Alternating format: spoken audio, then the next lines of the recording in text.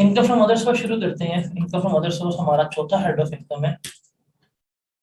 इससे पहले हमने सैलरी डिस्कस की, कंप्लीट सैलरी डिस्कस की, सैलरी क्या होती है। हमने प्रॉपर्टी किया, लेकिन प्रॉपर्टी के अंदर हमने कुछ 7-8 एग्जांपल्स की। हमने कैपिटल गेन किया, वहां पे हमने कुछ चीजें डिस्कस की। अब हम इनकम फ्रॉम अदर सोर्स शुरू कर रहे हैं। सबसे पहले हम देखते हैं इनकम फ्रॉम अदर सोर्स का स्कोप क्या है, दायरा कार क्या है, इसमें क्या कुछ आता है, इसमें क्या कुछ नहीं आता, उसके बारे में बात करनी है। फिर कौन कौन सी चीजें इनकम फ्रॉम अदर सोर्स का पार्ट बनती हैं, कौन कौन सी चीजें इसमें आती हैं, वो देखेंगे। सबसे पहले वो तमाम इनकम जो ना सैलरी का पार्ट बनती है, ना प्रॉपर्टी का, ना कैपिटल गेन का, ना बिजनेस का, और वो एग्जेम्प्ट भी नहीं है।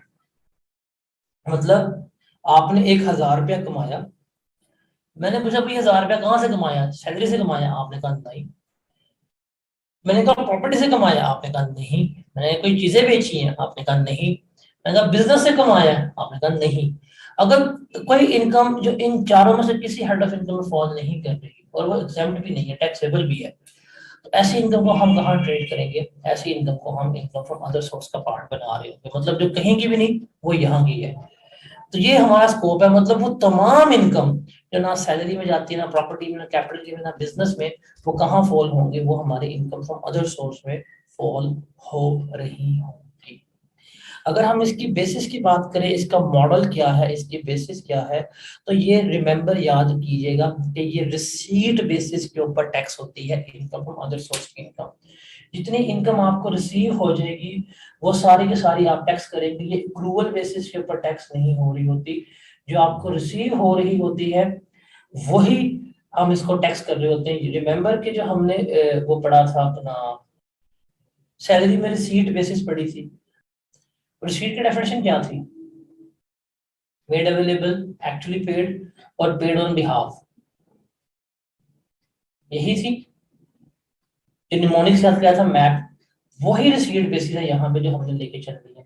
कि जो हमारी इनकम फ्रॉम अदर सोर्स की इनकम है, वो रिसीट बेसिस के ऊपर क्या हो रही होती है? टैक्स हो रही होती है। जो हमें जितनी रिसीव होगी वो हमारी इनकम का पार्ट बन जाएगी। जितनी हमें जब रिसीव करेंगे उसको हम अपने इनकम में शो कर रहे होंगे।